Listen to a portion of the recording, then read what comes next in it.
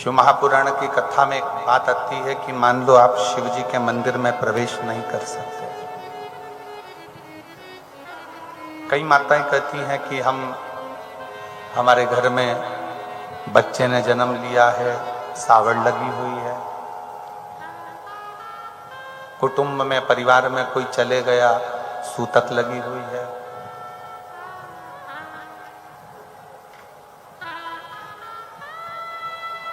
तो फिर शिव नाम हम कैसे लें? पहले तो एक बात स्मरण कर लो, चाहे सूतक लगी हो, चाहे सावड़ लगी हो, चाहे तुम कितने भी अशुद्ध हो, फिर भी भगवान का नाम लेने में कोई मनाही नहीं है। परमात्मा का नाम लेने में कोई मनाही। परमात्मा की कथा सुनने की मनाही नहीं है, परमात्मा का नाम लेने की मनाही है।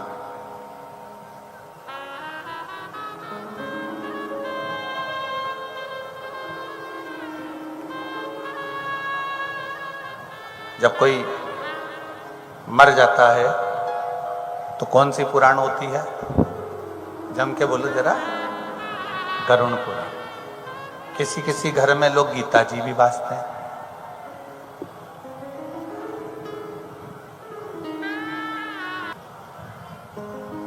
घर के अंदर शिव पुराण, घर के अंदर गरुण पुराण का स्मरण जो आप लोग करते हैं या गीता जी पढ़ते हैं, शिव पुराण नहीं, गरुण पुराण का स्मरण आप करते हैं और गीता जी पढ़ते हैं। किसी किसी के घर में ऐसा होता है। शास्त्र कहता है, शास्त्र वर्णन करता है कि आप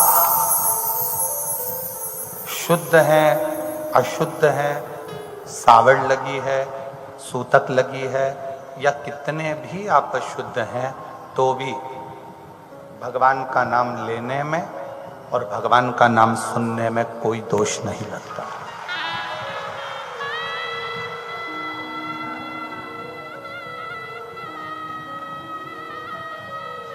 भगवान का नाम लेने में भी कोई दोष नहीं है और भगवान का नाम सुनने में भी कोई दोष नहीं।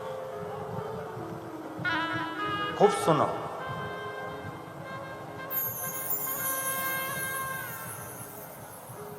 कई माताएं कहती हैं 4 पीढ़ी में, 5 पीढ़ी में, 6 पीढ़ी में, 7 पीढ़ी में कोई चले गया, अब हम कथा सुने कि नहीं सुने, हम मंदिर जाएं कि ना जाएं, कथा भी सुनो, मंदिर भले ना जाकर शिखर का दर्शन करो, और शिखर दर्शनम सर्व पाप नाशनम।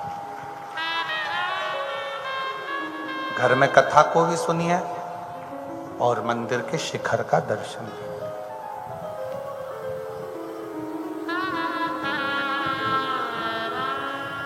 फिर किसी ने कहा कि मान लो रजस्वला धर्म आ गया,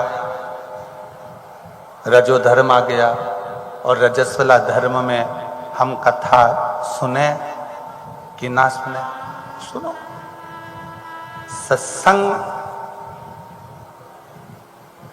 चैनल के माध्यम से, यूट्यूब के माध्यम से कथा का सत्संग श्रवण करने में कोई दिक्कत नहीं। सत्संग की कोई मना नहीं।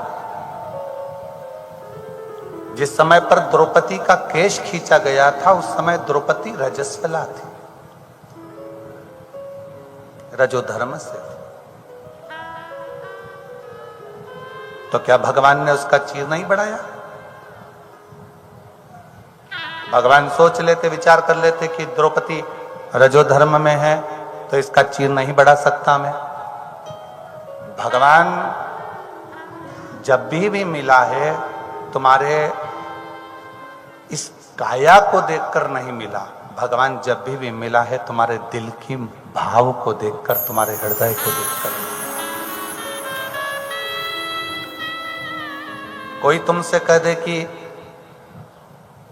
अच्छे कपड़े पहनकर भगवान के मंदिर जाया करो, श्रेष्ठ वस्त्र पहनकर भगवान के मंदिर जाया करो, शिव महापुराण की कथा तो यहां तक कहती है कि बच्चा गटर में गिर गया, नाली में गिर गया।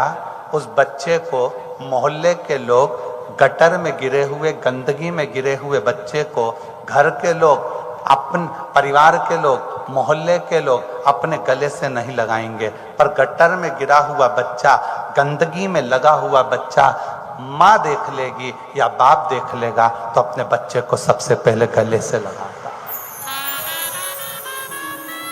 माता पिता अपने बच्चे को गले से लगाते हैं, क्यों? क्योंकि ये बेटा मेरा है। माता पिता ने उसके गंदे कपड़े नहीं देखे, माता पिता ने उसके गंदे शरीर नहीं देखा, माता पिता ने गटर का गंदा कीचड़ नहीं देखा, माता पिता ने तो अपना पुत्र देखा। कोई तुमसे कहे कि भगवान के मंदिर में कपड़े अच्छे पहन कर जाओ, ऐसे पहन कर जाओ, वैसे पहन कर जाओ, इस कलर के पहन कर जाओ, उस कलर के पहन कर जाओ, तो उसको कह देना गटर में बच्चा गिरता है, कोई उसको नहीं छूता, कोई गले नहीं लगाता। पानी सब डाल देंगे, साफ भी सब कर देंगे, पर उसको गले से कोई नहीं लगाएगा। गटर में गिरे हुए बच्चे को केवल उसके माँ बाप गले से लगाते हैं। उसी तरह इस संसार सागर में भगवान हमारा कपड़ा देखकर हमको प्राप्त नहीं करता, भगवान हमारे काया को देखकर हमें प्राप्त नहीं करता। आप गोरे हैं, काले हैं, आप टेढ़े हैं, आड़े हैं, ये भगवान को मतलब नहीं है। भगवान तो ये देखता है कि मेरी औलाद ने मुझे पुकारा है, मेरे बेटे ने मुझे पुकारा, मेरी बेटी ने मुझे पुकारा और मुझे इसे गले से लगा। सत्यवान के पिताजी ने कहा कि मेरे पास में एक शिवलिंग है। धुमसेन बोले छोटा सा शिवलिंग।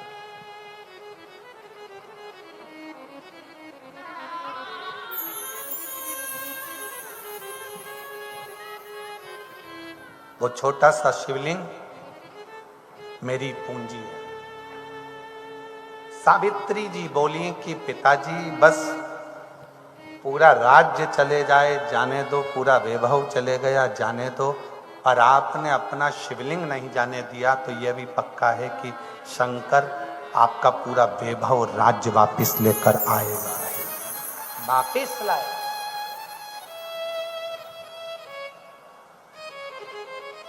क्यों?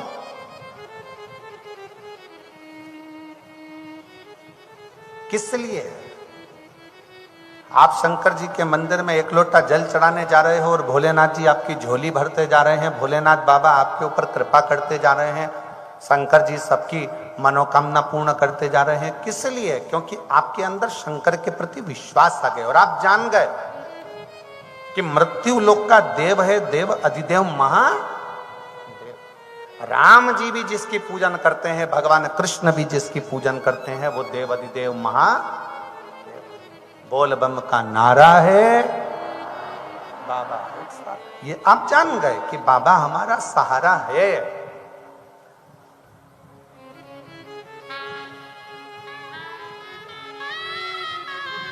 आप लोगों की बुद्धि में ये बैठ गया कि शंकर पर जल चढ़ाएंगे और हमारा सारा दुख मिटेगा। सावित्री समझ गई मेरा पति सत्यवान 1 साल होने में केवल 2 दिन बचे हैं, मेरा शिव मेरे पति को वापस देगा, क्योंकि उसका नाम कालाधिपति महाकाल है। काल पर विजय करने वाला केवल एक है, वो देव अधिदेव महादेव है, केवल एक।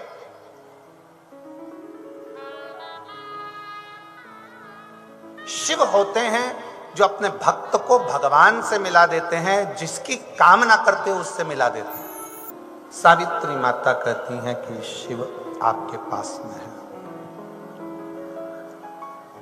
दिन आ गया जिस दिन सत्यवान के प्राण जाना।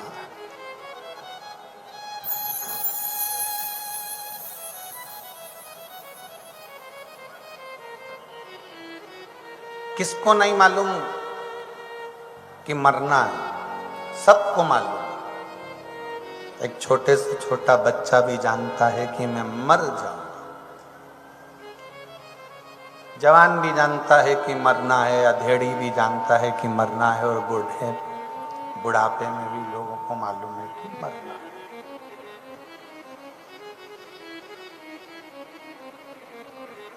जन्म लिया, मृत्यु साथ में लिखा कर आई है कि मौत आई।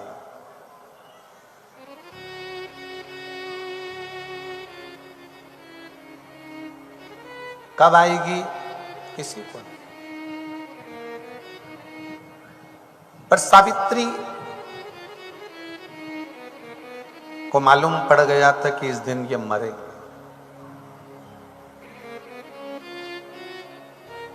आपसे निवेदन है, आप भी भगवान शंकर से एक बात जरूर कहना। भगवान शंकर से कहा करो, भोलेनाथ जब तू जन्म देता है ना तो 9 महीने पहले सूचना दे देता है कि कोई बच्चा पैदा होने वाला है। जन्म की सूचना मेरे शंकर अगर तुम 9 महीने पहले दे देते हो तो मरने की सूचना कम से कम 9 मिनट पहले तो दो। कम से कम 9 मिनट पहले दो तो हम कम से कम भगवान की भक्ति कर लें, भजन कर लें, कीर्तन कर लें। कोई वसीयत मसीयत लिखना हो तो सिग्नेचर कर पुरा के नचित कर लें।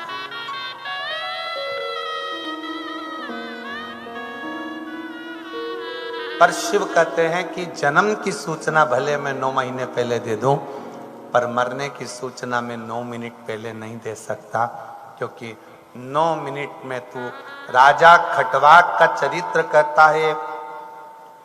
एक क्षण में प्राण छूटना है राजा खटवाक के ओर, भगवान का नाम लेकर चले गया तो उसको बैकुंठ पहुंचा दिया गया, क्योंकि एक क्षण में भगवान की भक्ति कर लिया। एक क्षण में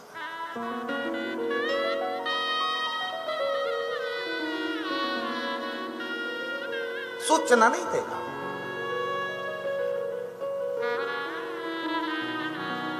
इसलिए आप सबसे निवेदन है, वो सूचना नहीं देगा कि कब मरना है, पर रोज ऐसे भजन करो कि हो सकता है कौन सा पला करियो। सावित्री ने, सत्यवान जा रहे थे वन में, सावित्री कहती है कि मैं तुम्हारे साथ आज वन में चलूंगी। सत्यवान बोले मुझे लकड़ी लाना है, संविधा लाना है भोजन के लिए। सावित्री ने अपने ससुर और सास से कहा कि मुझे जाने दो इनके साथ में। ठीक है बेटा जाओ। चल जाते जाते सावित्री एक काम कर गई, जो हम हमेशा आपको कहते आए हैं वो सावित्री ने आज कर दिया। अपने ससुर से वो शिवलिंग का दर्शन मांग लिया कि जो शिवलिंग आपके पास में रखा है उसका एक बार दर्शन कर। हम आपसे रोज कहते हैं अपने दिन की शुरुआत 1 लोटे जल से करो। रोज प्रतिदिन सुबह शंकर जी के मंदिर जाकर 1 लोटा जल चढ़ाकर उसका दर्शन कर फिर नौकरी पर, ऑफिस में, सर्विस पे, दुकान पर फिर जाओ, तो तुम्हारी जिंदगी में कोई भी अड़चन आएगी तो टल जाए। मुझे एक बार उस शिवलिंग का दर्शन करा दो पिताजी जो तुम्हारे पास में है। जैसे ही सूचना मिली, धुमसेन ने अपना शिवलिंग निकालकर दर्शन कराया। सावित्री प्रणाम कर कर उसका स्पर्श कर कर अपने पति के साथ चल दी। बाबा शिव पुराण कहता है एक बेलपत्री का छोटा सा टुकड़ा भी जब कोई व्यक्ति अंदर खा लेता है,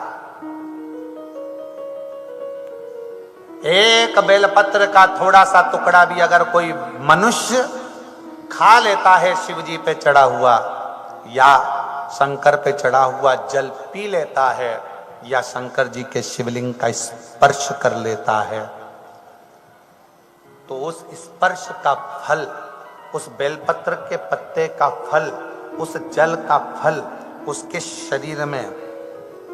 शरीर में 21 दिन तक रहता ही रहता है। अब बेलपत्री का पत्ता तो उस समय पर नहीं था, सावित्री ने नहीं पाया। शिवजी पे चढ़ा हुआ जल भी सावित्री नहीं पाई, केवल शंकर के शिवलिंग का स्पर्श करा, प्रणाम करा, दर्शन किया और सावित्री चल आश्रित होकर शिव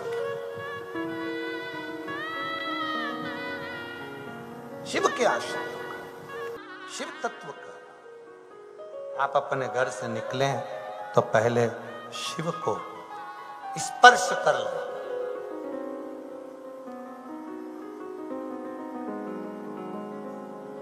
शंकर भगवान कभी नहीं देखते कि तुम शुद्ध हो कि अशुद्ध हो। हाँ, इतना जरूर याद रखिए,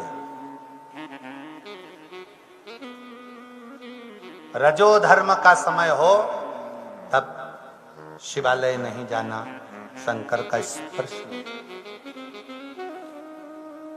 दूरी। कथा सुनो, नाम जाप स्मरण करो, शिव को याद करो, राम को याद करो, कृष्ण को याद करो, उसका भजन करो, कीर्तन करो, मंत्र जाप करो, कथा स्मरण करो, ये सब चलेगा।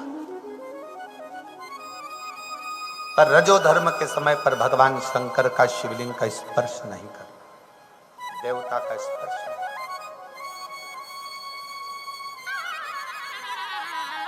घर में बच्चे ने जन्म ले लिया, सावड़ लग गई, कोई पीढ़ी दर पीढ़ी में चला गया, सूतक लग गई, तो भी भगवान की कथा, भजन, कीर्तन, मंत्र जाप कर सकते, स्मरण कर सकते, उसमें कोई।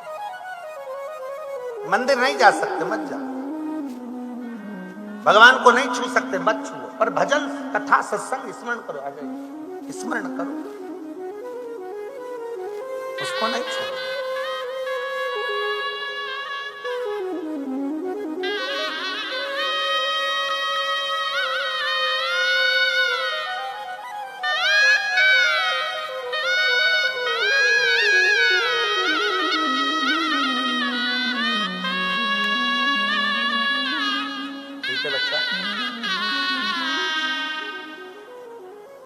शिव कथा कह रही है, भगवान शंकर का चरित्र कह रहा है, शिव महापुराण की कथा कह रही है, शिव तत्व का।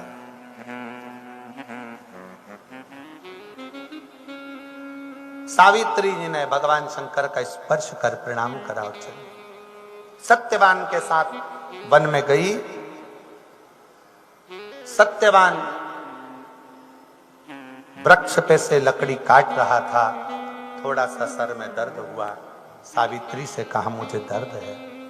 सावित्री ने कहा आप नीचे उतरो। बड़ का पेड़ था, जिस वट वृक्ष के नीचे सावित्री अपने पति का सिर गोदी में रखी। किसका पेड़ है? जम के बोलो जरा, कौन सा वृक्ष? वट वृक्ष, बड़ का पेड़। किसका प्रतीक है वट वृक्ष? विश्वास का प्रतीक है वट वृक्ष।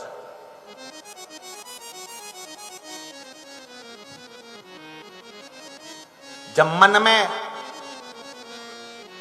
फिर निवेदन है, अगर कोई तुमसे कह दे कि तुम्हारा ग्रह बेकार चल रहा है, तुम्हारे राशियां बेकार चल रही है, तुम्हारे दोष है, कोई कह दे कि तुम्हारे ऊपर ये दोष है, कोई कह दे तुम्हारे ऊपर वो दोष है, कोई कह दे तुम्हारे नक्षत्र बेकार चल रहे हैं, कोई कहे तुम्हारा एक्सीडेंट का योग है, कोई कहे तुम्हारा ये योग चल रहा है, कुछ कर सको ना कर सको, एक काम जरूर करना, किसी बड़ के पेड़ के नीचे, बट वृक्ष के नीचे थोड़ी देर बैठकर रोज प्रतिदिन श्री शिवाय नमस्तुभ्यम का जाप करना प्रारंभ करो, या पंचाक्षर मंत्र जपो नमः शिवाय, या षडाक्षर मंत्र जपो ओम नमः शिवाय, या महामृत्युंजय मंत्र जपो। पर शंकर का नाम अगर बट वृक्ष की छांव में बैठकर किया जाता है तो अकाल मृत्यु भी टल जाती है, अकाल मृत्यु भी टलती है। बट वृक्ष की छांव में अगर तप किया जाए, भजन किया जाए, मंत्र जाप किया जाए, नाम जाप किया जाए, स्मरण किया जाए, अकाल मृत्यु।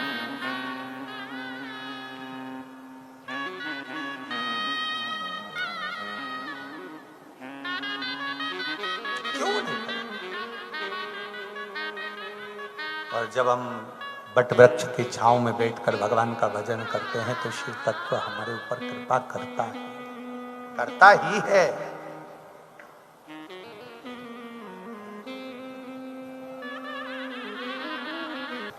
सावित्री पति का सिर गोद में रखकर बैठ गई। बड़ का पेड़ विश्वास का प्रतीक है।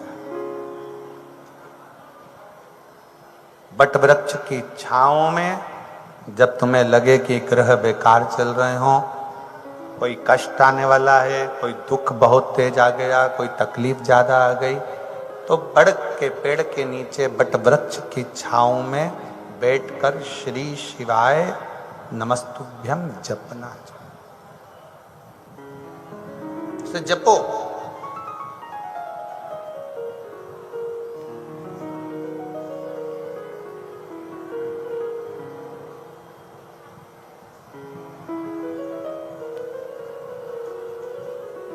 और वट वृक्ष की छांव में बैठकर जपा गया भजन किया गया जीवन का सुख प्रदान कर। शिव नाम जपिए। श्री शिवाय नमस्तुभ्यं। श्री शिवाय नमस्तुभ्यं। श्री शिवाय नमस्तुभ्यं। श्री शिवाय नमस्तुभ्यं। श्री शिवाय नमस्तुभ्यं। श्री शिवाय नमस्तुभ्यं। सावित्री ने, सत्यवान कहते हैं कि मैं, ऐसा लग रहा है कि मेरे प्राण जा रहे हैं। क्या देखा सावित्री ने कि सामने एक काला सा मस्तक पर हीरे रतन का मुकुट पहना हुआ, हाथ में गदा, भैंसे पर सवार एक सामने यम खड़ा है।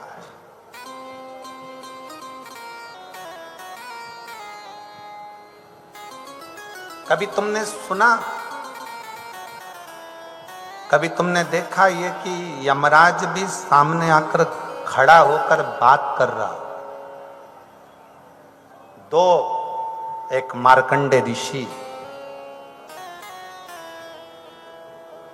एक राजा श्वेत, इनके सामने भी यमराज खड़े होकर बात कर रहा था। और तीसरे नंबर पर है माता सावित्री, जिनके सम्मुख में यमराज सामने खड़े होकर बात कर। तीन और भी हैं शिव भक्त। और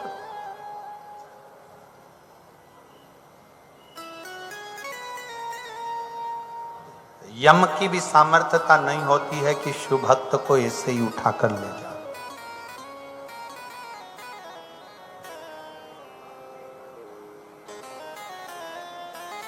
यमराज की भी सामर्थ्यता नहीं है कि शंकर के भक्त को उठाकर और ले जाए। अगर आप प्रतिदिन भगवान शंकर के मंदिर में जाकर एक लोटा जल चढ़ा रहे हो, श्री शिवाय नमस्तुभ्यम का जाप कर रहे हो, दरवाजे पर श्री शिवाय नमस्तुभ्यम लिखा हुआ है, वाहन पर, गाड़ी पर, ऑटो पर, कहीं पर भी श्री शिवाय नमस्तुभ्यम लिखा हुआ है, तो कहीं ना कहीं वो आपके काम जरूर आए। शिव तत्व अगर आपके पास में है तो अकाल मृत्यु टल जाए। अकाल मृत्यु वो मरे जो काम करे चंडाल का, काल उसका क्या बिगाड़े जो भक्त हो महाकाल का।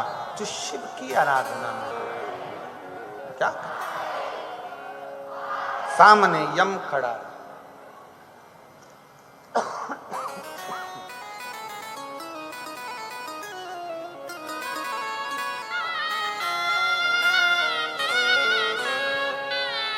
सामने यम है। सावित्री, तुम्हारे पति को लेकर जाना। सावित्री कहती है ये मेरे पति हैं, मैं जाने नहीं दूंगी।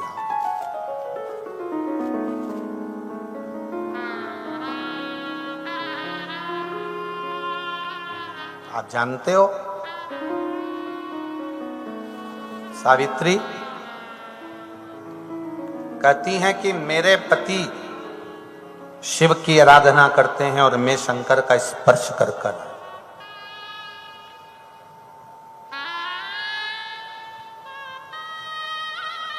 यमराज ने कहा तुम्हारे स्पर्श के कारणवश ही हम तुम्हारे सामने आकर खड़े हो गए हैं और तुमसे पूछ रहे हैं कि इसको ले जाएं। ले जाने लगे। आप अपना कर्म करो, मैं अपना कर्म करूंगी। शिव महापुराण की कथा कहती है शंकर के भक्त को अपने कर्म में लगे रहना चाहिए, बाकी का निर्णय तो शंकर करेंगे। यमराज ले जाने लगे, सावित्री पीछे पीछे जाने लगी। आखिरी में यमराज ने सावित्री से कहा कि तुम शंकर का स्पर्श कर कर आई हो, इसलिए मेरा मन है कि तुम कुछ मांग लो। 4 वर मांगे। ससुर का गया हुआ राज्य वापिस आए,